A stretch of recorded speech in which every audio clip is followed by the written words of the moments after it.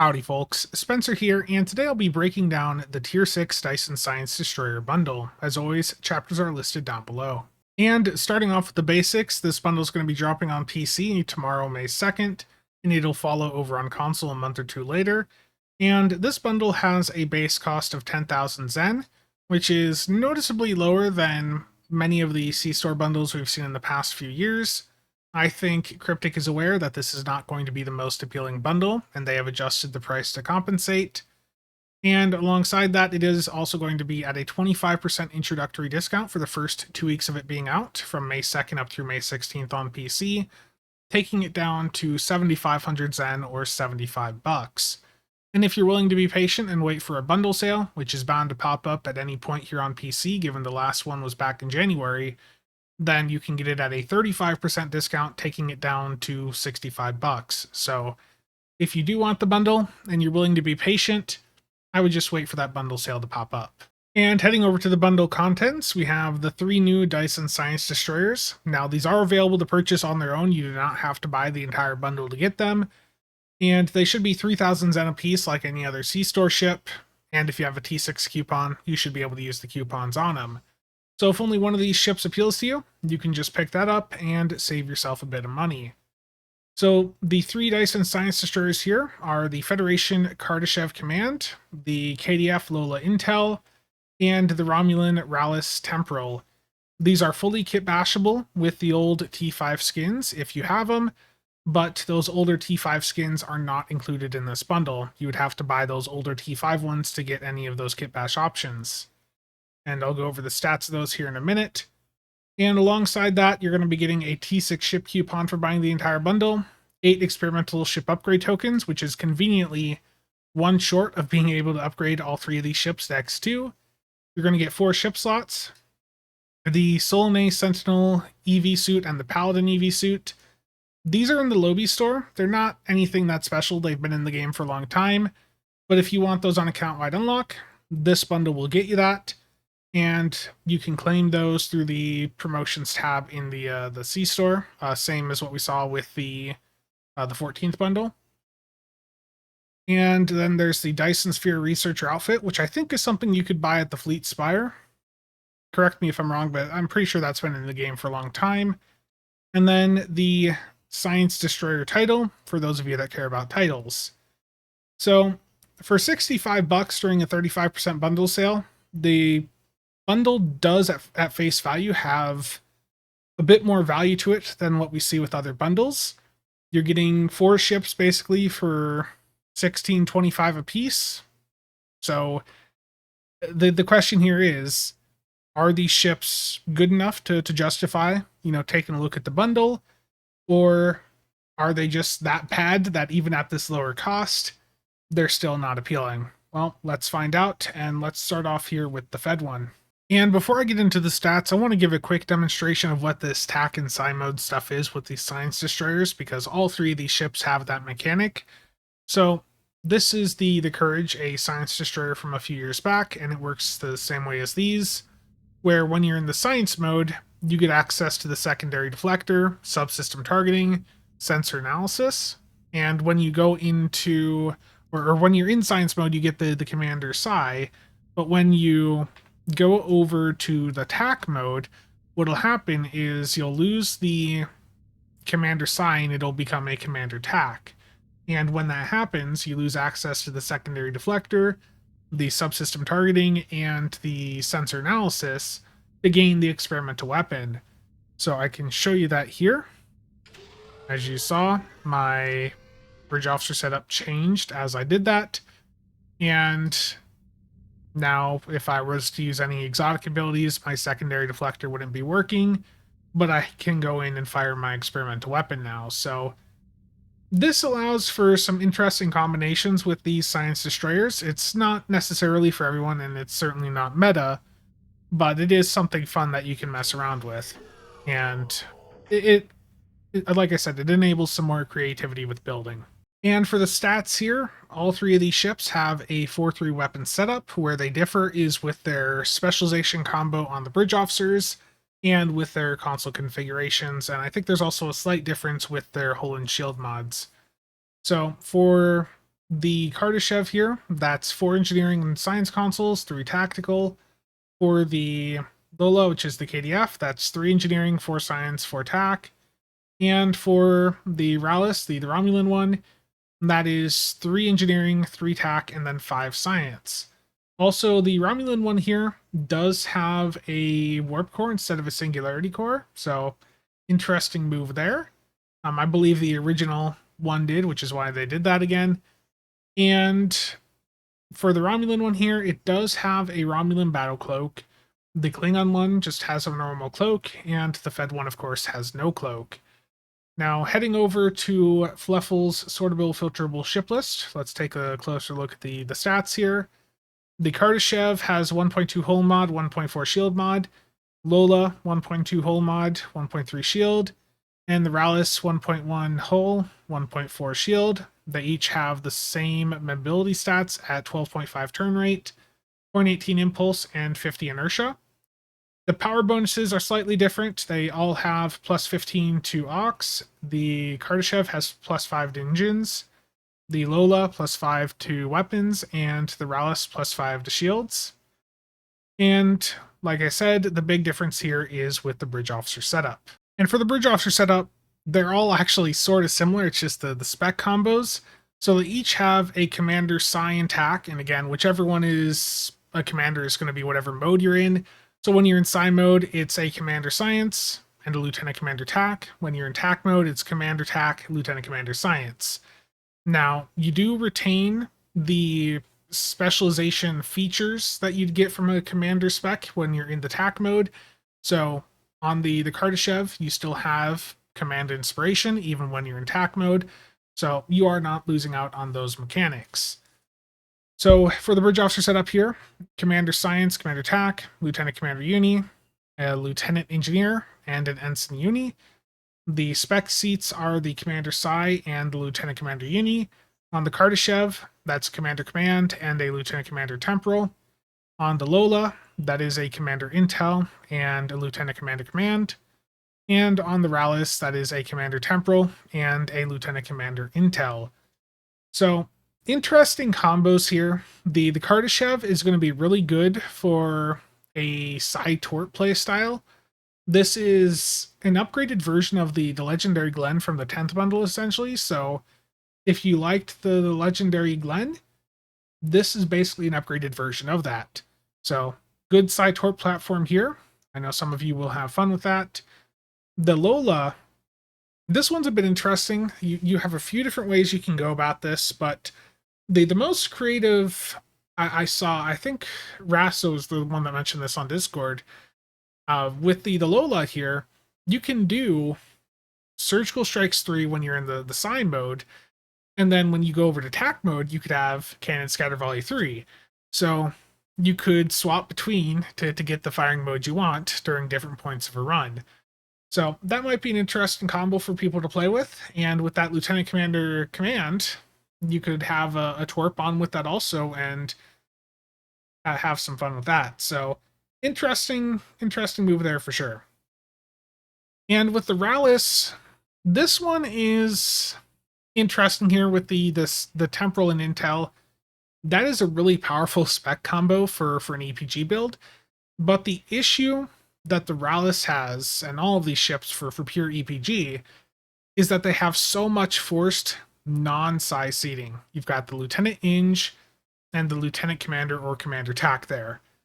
So you can make it work. People made the Eidolg work very well, but that is going to be a limiting factor for the Rallis. But I think you can make it work if you mess around with it a bit, and I think you could also go in and do a really interesting Sci build on the Rallis here. So I do like what the Rallis has, and for me personally, Romulan bias aside, I do think that the Rallis has the most interesting spec combo here for doing some of the more sciencey type stuff.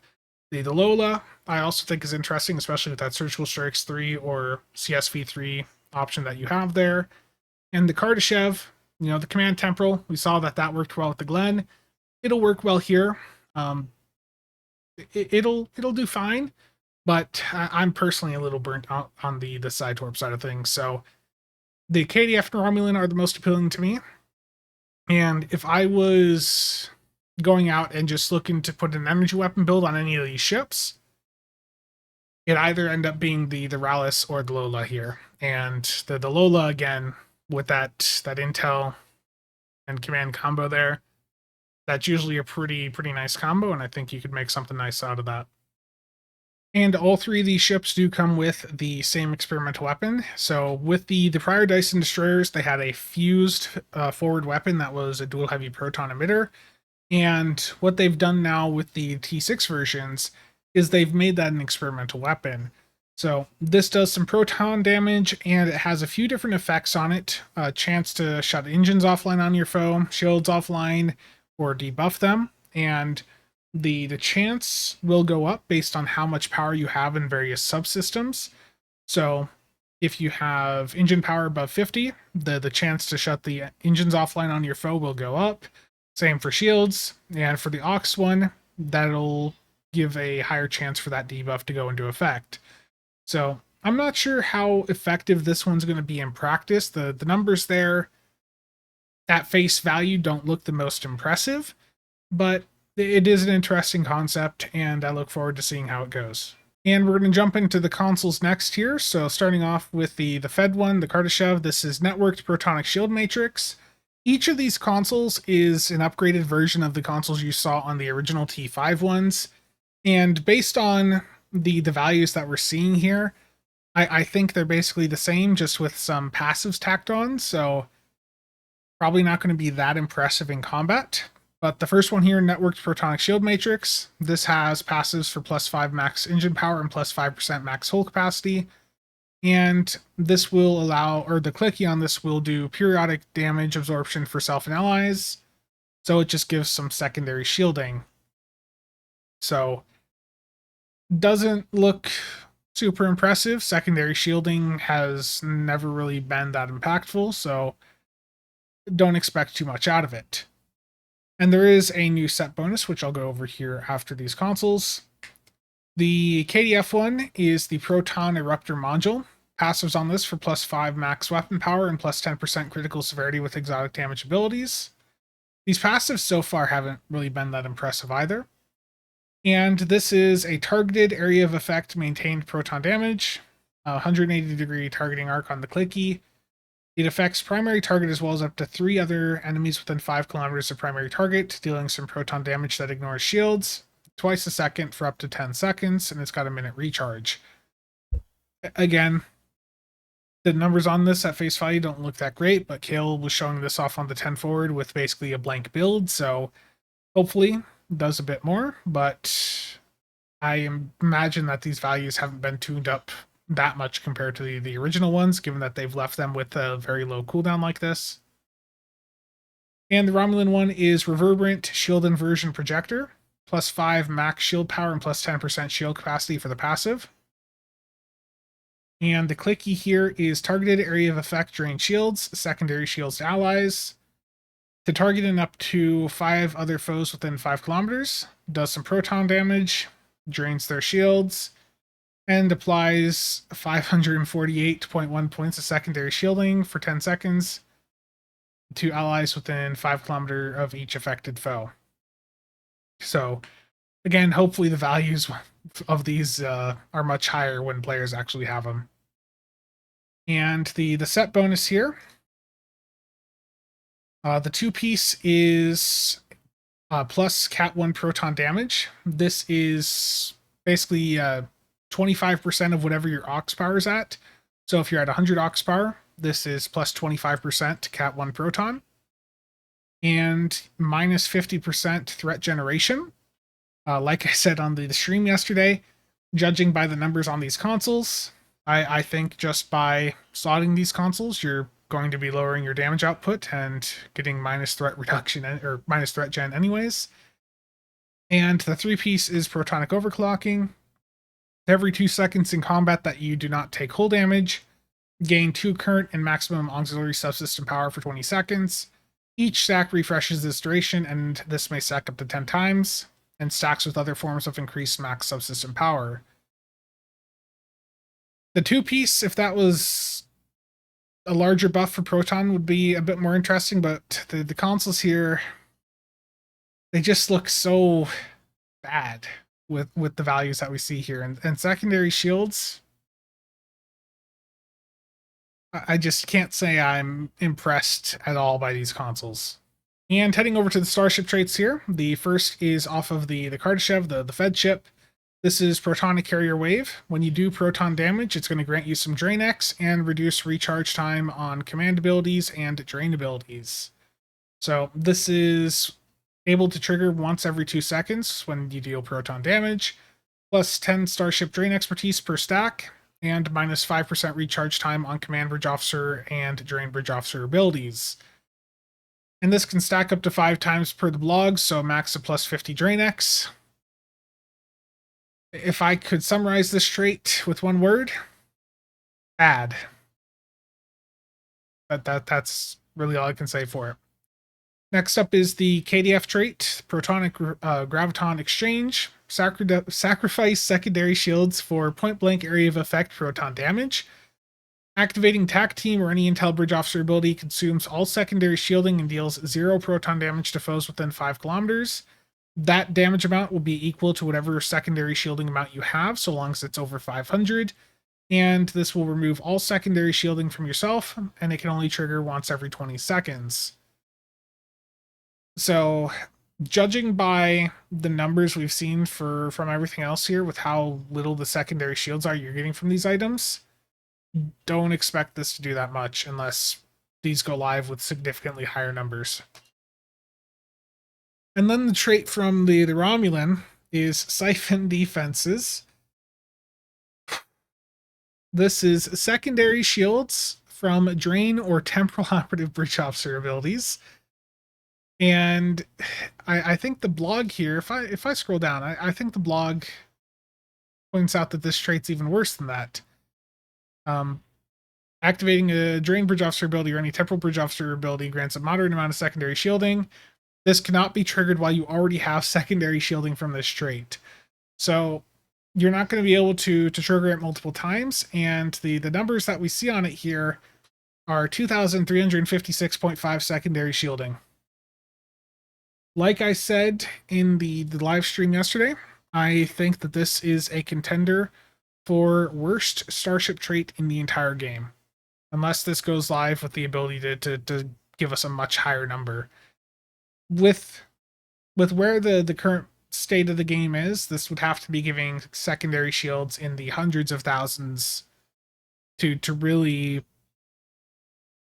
have an impact. So not impressed with it at all. And I think when we're looking at the value of this bundle and the meta impact is that the accessories suck.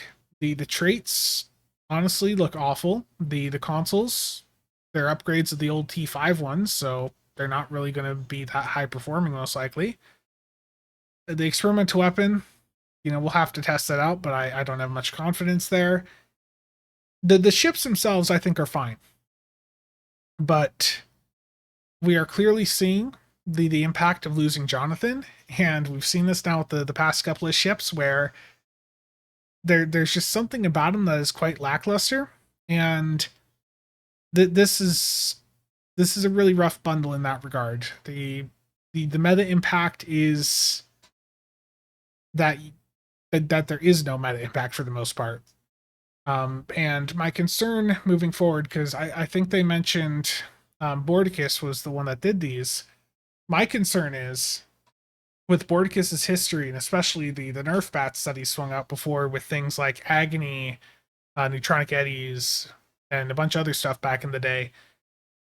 My concern is that his concept of what acceptable damage levels are is drastically lower than the reality of how the game is played, and that these items and most of the items that we're going to be getting this year are going to be just scaled to a damage level that is so low that they're just not going to have much value. And I think we've definitely seen that with this bundle. We saw that with the Kelvin Connie 2 recently.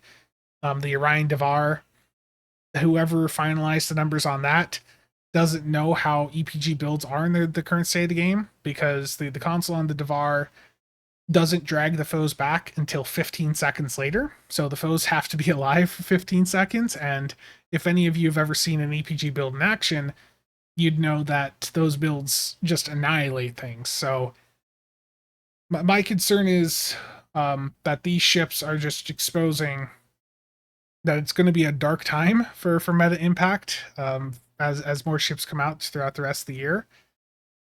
We are seeing, we just went from Jonathan, who was not afraid to give us a ton of power creep to change the meta up.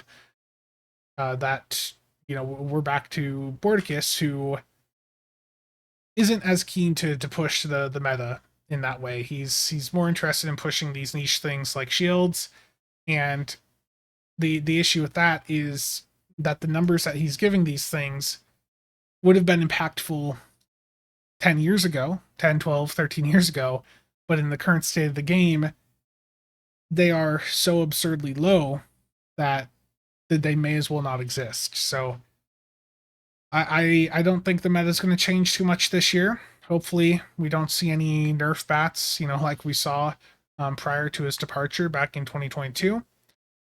But yeah, I think from a meta impact with the accessories, there's absolutely nothing here to worry about.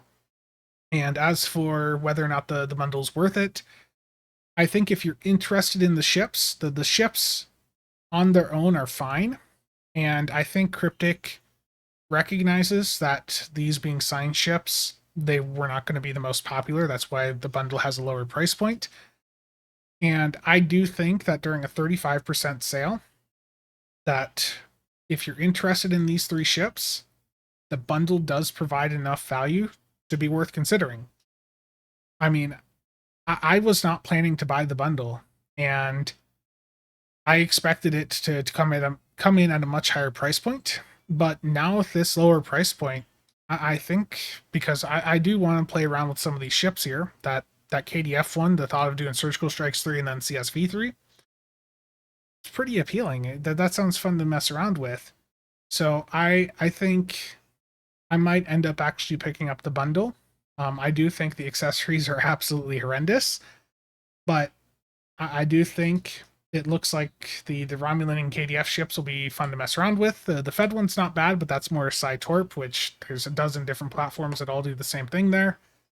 The other two do look like they're going to enable for some more creative things that we haven't had as much room ship-wise to explore. So yeah, I wasn't planning to get the bundle initially, but I think I'll wait for...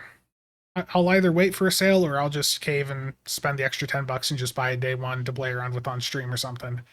So yeah, that's my thoughts on it. I think the ships are good.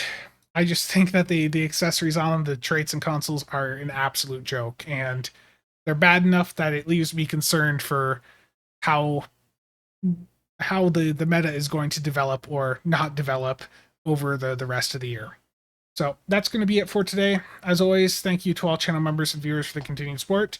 And I'd be curious to hear from you all down below as to whether or not you agree or disagree with my assessment. Do you plan on picking any of these ships up? If so, which ones? Or do you plan to go for the entire thing? Let me know. Again, thank you for tuning in. See you guys around.